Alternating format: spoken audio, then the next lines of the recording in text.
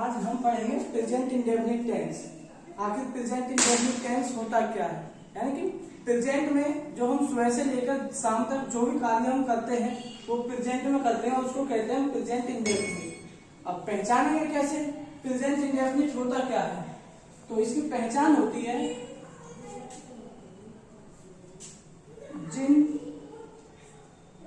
हिंदी वाक्यों की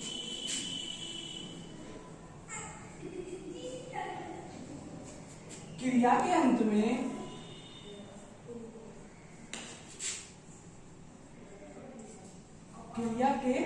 में ता है, ती है,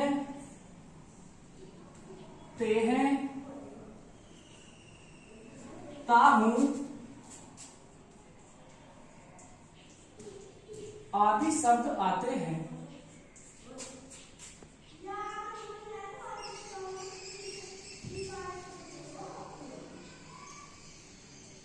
कौमा उन्हें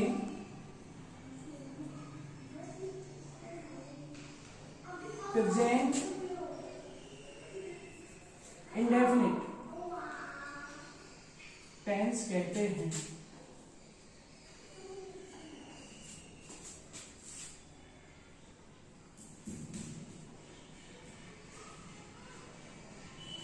ये पहचान होती है प्रेजेंट इंडेफिनिट टेंस की जिन हिंदी वाक्यों की क्रिया के अंत में ता है, ती है, ताहू, ते है आदि शब्द आते हैं।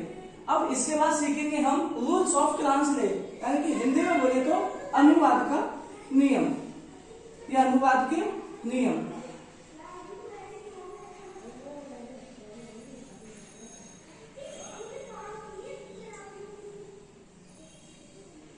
अनुवाद के जो नियम होते हैं वो हमारे सब्जेक्ट यानी कि हिंदी में बोलते हैं कर्ता, सब्जेक्ट के आधार पर होते हैं। अब सब्जेक्ट हमारे दो प्रकार के होते हैं, एक होता है हमारा सिंगुलर सब्जेक्ट, एक होता प्लूरल सब्जेक्ट। सिंगुलर सब्जेक्ट को हम हिंदी में बोलते हैं एक वचन कर्ता और प्लूरल सब्जेक्ट को हम हिंदी में बोलते हैं बहुवचन कर्ता। तो सबसे पहले सीखेंगे हम रूल नंबर 1।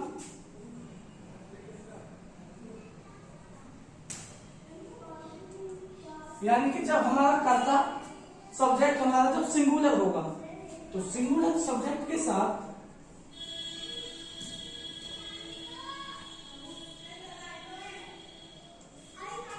और सिंगुलर सब्जेक्ट हमारे होते कौन कौन से हैं?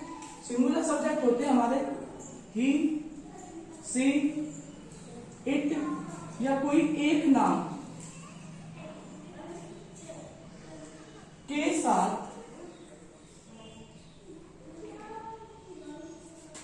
हेल्पिंग वर्ब, शॉर्ट फॉर्म में कहते हैं HV, यानी कि H फॉर हेल्पिंग और V फॉर वर्ब। हिंदी में बोलते हैं इसको सहायक क्रिया।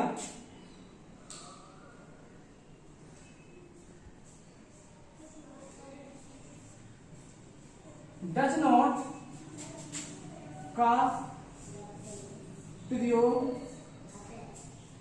करते हैं। ये नेगेटिव वाला जो सेंटेंस होगा डज नॉट का यूज करेंगे हम। अगर एफर्मेटिव है तो उसमें हम वर्ब की फर्स्ट फॉर्म में एस या ईएस या आईईएस का यूज करते हैं। यदि वो सेंटेंस हमारा हिंदी के वाक्य में नहीं आ रहा है तो हेल्पिंग वर्ब हम डज नॉट का यूज करेंगे। तो अगर हमारा हिंदी का वाक्य एफर्मेटिव में है तो फॉर्मूला यूज करेंगे हम subject plus V1 plus S या ईएस या IES plus object plus other word. यदि हमारा सेंटेंस नेगेटिव में है, यदि हिंदी के वाक्य में नहीं आ रहा है तब हम यूज करेंगे formula subject plus helping verb does plus नहीं कहेंगे not plus V1 plus object plus other word. अब दोनों का एक एग्जाम्पल देखते हैं हम।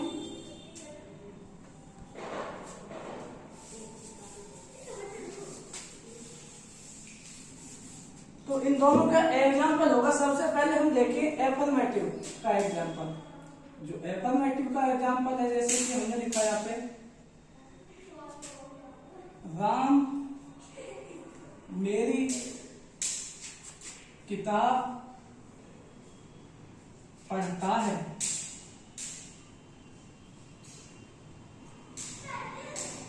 अब सबसे पहले इसमें फॉर्मूला के अनुसार सब्जेक्ट आएगा, तो इसमें सब्जेक्ट को पहचानने के लिए हम WH वर्ड का यूज करते हैं, जिसको बोलते हैं हम प्रश्नवाचक। तो इसमें यदि हमें सब्जेक्ट के बारे में पता नहीं होता तो इस तरीके से हम पता कर सकते हैं कि मेरी किताब कौन पढ़ाता है या मेरी किताब कौन पढ़ता है। तो कौन से जो आंसर आएगा वही हमारा सब्जेक्ट कहलाएगा। तो इसमें कौन पढ़ता है मेरी किताब, राम। तो राम क्या हो जाएगा, हमारा सब्जेक्ट हो जाएगा। तो सबसे पहले सब्जेक्ट ही आएगा हमारे यहाँ पे राम। अब उसके बाद अकॉर्डिंग टू फॉर्मूला हम यूज करेंगे वर्ब की फर्स्ट फॉर्म, और उसमें भी एस या IES या फिर ES। तो अब इसमें पढ़ना हमारी वर्ब है, पढ़ना होता है रीड। अब इसमें लगेगा S। अब ऑब्जेक्ट को पहचानने के लिए या तो हम क्या से क्वेश्चन करें या किसी या किसने से करें या फिर कहां से करें। इन तीनों में से अगर किसी से क्वेश्चन करते हैं तो हमें ऑब्जेक्ट के बारे में पता चल जाएगा। क्या से जब हम क्वेश्चन करते हैं तो हमें किसी वस्तु के बारे में पता चलता है। किसे या किसने से जब हम क्वेश्चन करते हैं तो किसी व्यक्ति के बारे में पता चलता है। और जब हम कहां से क्वेश्चन करते हैं तो हमें किसी प्लेस के बारे में पता चलता है, जगह के बारे में पता चलता है। तो राम रीड्स, क्या पढ़ता है राम, मेरी किताब। तो ये मेरी किताब क्या हो जाएगा, हमारा ऑब्जेक्ट हो जाएगा। Ram reads my book. ठीक है, ये हमारा एफर्मेटिव का सेंटेंस है जब हमारा सब्जेक्ट एक वचन है, यानी कि सिंगुलर सब्जेक्ट तब होगा तो हम इस फॉर्मूले का यूज करेंगे। सब्जेक्ट प्लस वर्ब की फर्स्ट फॉर्म में S या ES या IES plus object plus other word, इस तरीका से हम फॉर्मूले का यूज करते हैं। अब इसके बाद यदि सिंगुलर सब्जेक्ट हमारा जो कार्य करने वाला वो यदि नहीं है तो उसके लिए हम क्या यूज करेंगे, फॉर्मूला यानी कि एग्जाम्पल होगा हमारा, वह है मेरी किताब नहीं पढ़ता है। तो ये नेगेटिव का सेंटेंस है, हिंदी में बोलते हैं इसको नकारात्मक वाक्य। जब नकारात्मक वाक्य हमारा इस तरीका से होगा तो सबसे पहला आएगा हमारा सब्जेक्ट। तो सब्जेक्ट कौन है इसमें, वह। अब वह पढ़ता है यानी कि जो पढ़ने का कार्य कर रहा है वो कोई पुरुष है। अब पुरुष के लिए वह की अंग्रेजी क्या होती है, ही आती है। अब ही हमारा एक वचन है तो हेल्पिंग वर्ब जब नहीं आता हिंदी के सेंटेंस में तो हेल्पिंग वर्ब होती है हमारी डज नॉट। उसके बाद वर्ब की फर्स्ट फॉर्म आती है, जैसी वर्ब होती है इंग्लिश में वर्ब की फर्स्ट फॉर्म वैसा ही यूज करते हैं हम। तो वर्ब क्या इसमें पढ़ना, पढ़ना का क्या हो जाएगा, रीड। क्या पढ़ता है, मेरी किताब, तो माय बुक। तो इस तरीका से हम यूज करेंगे। ये हमारा एफर्मेटिव का है जब कार्य को करने वाला एक होगा, और ये हमारा नेगेटिव का है जब कार्य को करने वाला एक होगा। और बाकी की वीडियो अगली क्लास में।